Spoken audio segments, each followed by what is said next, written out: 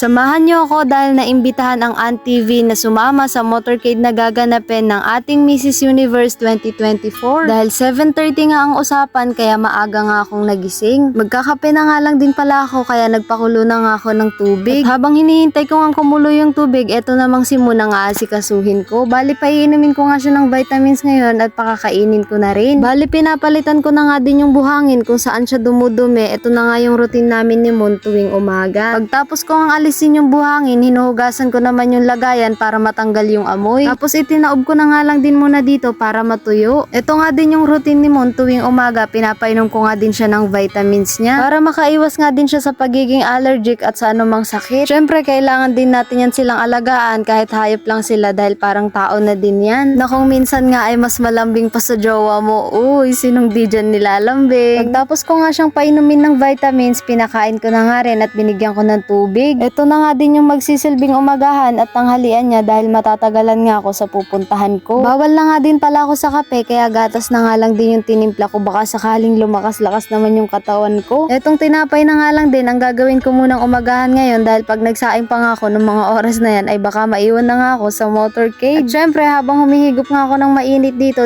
na nga din muna ako umupo sa pintuan ng kubo kung saan makikita ko nga yung mga green na green sa paligid. Sunod ko namang ginawa, nagpunta nga ako dito sa flowing kung saan nga ako naliligo at naglalaba. Ay nako, talagang mapapatagal na naman ako dito dahil napakasarap ng maligo sa ganitong tubig. Sigurado ako guys na kapag nakaligo nga kayo sa ganito sa probinsya ay siguradong mag-e-enjoy din kayo, baka di nyo na nga din iwan. Ito rin talaga yung pinakamaganda dito sa lugar na to dahil napakayaman nga nila sa tubig. Pagkakaalam ko nga hindi lang yata 11 na flowing ang meron sila sa barangay na to, tapos open nga lang din yon para sa lahat. Ganon nga rin kababait ang mga tao dito sa tubig. O diba, hindi ka tulad ng kapitbahay mo, pinagdadamutan ka ng tubig. Kaya isa rin talaga ito sa pinakagusto ko ngang lugar dito sa Aurora Province dahil mayaman nga sila sa tubig. At kung papalarin nga ako na makabili ako ng sariling lupa ay dito na nga lang din ako bibili. O siya, dahil nagmamadali ako, saka na lang ang kwentuhan. Pinas forward ko na nga, nandito na nga pala ako sa capital ng Baler kung saan magsisimula nga ang motorcade ng ating Mrs. Universe Philippines.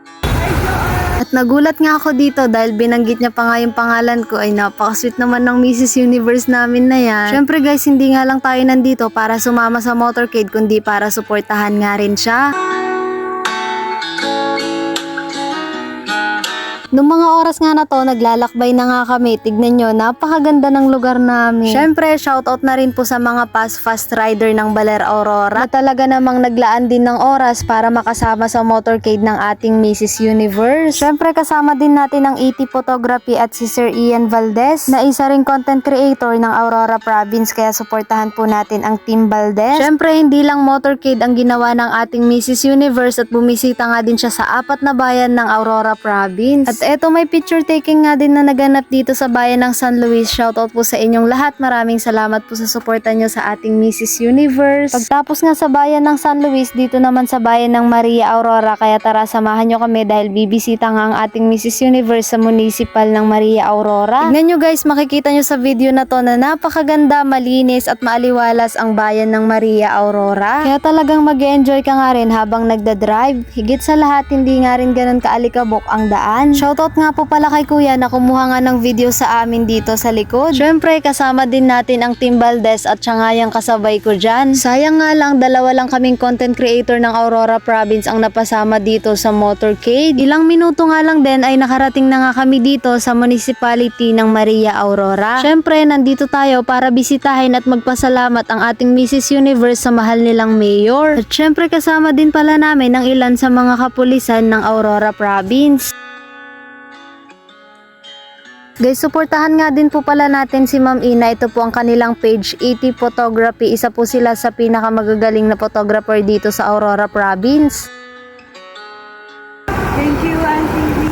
Alam nyo guys, dapat lang din nabatiin natin ng isang napakalaking karangalan si Mrs. Joy Orta dahil siya ang nakapag-uwi ng corona bilang Mrs. Universe Philippines Northeast Asia 2024. O diba, ang galing, at ang susunod niya namang hakbang siya ang magre-represent ng mahal nating bansa, ang Pilipinas. Syempre sa Korea yun gaganapin, kaya guys, alam nyo na, dapat suportahan natin ang ating Mrs. Universe. At eto naman yung naging kaganapan dito sa Maria Aurora. Nagkaroon nga din ng picture taking. Shoutout po sa inyong lahat. Maraming salamat po sa suporta nyo sa ating Mrs. Universe.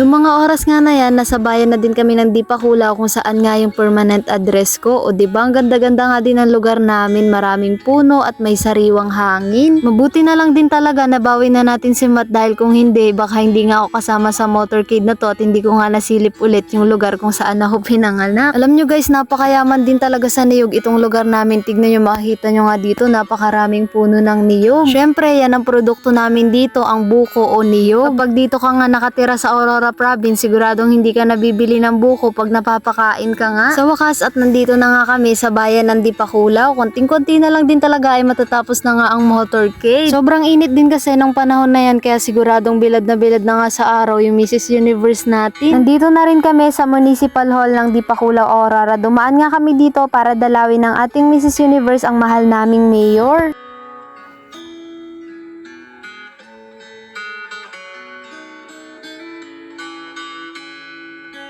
Syempre, hindi din po mawawala ang picture kasama ang butihin nating mayor. Ano ba yan guys? Hanggang dito na lang muna ang video. Ma'am Joy, hindi po matatawaran ang karangalang idinulot mo sa pagpapakilala ng ating lalawigan sa larangan ng beauty pageant. Kaya maraming salamat po at sobrang proud po kami sa iyo. Good luck po sa susunod na hakbang mo. Paalam!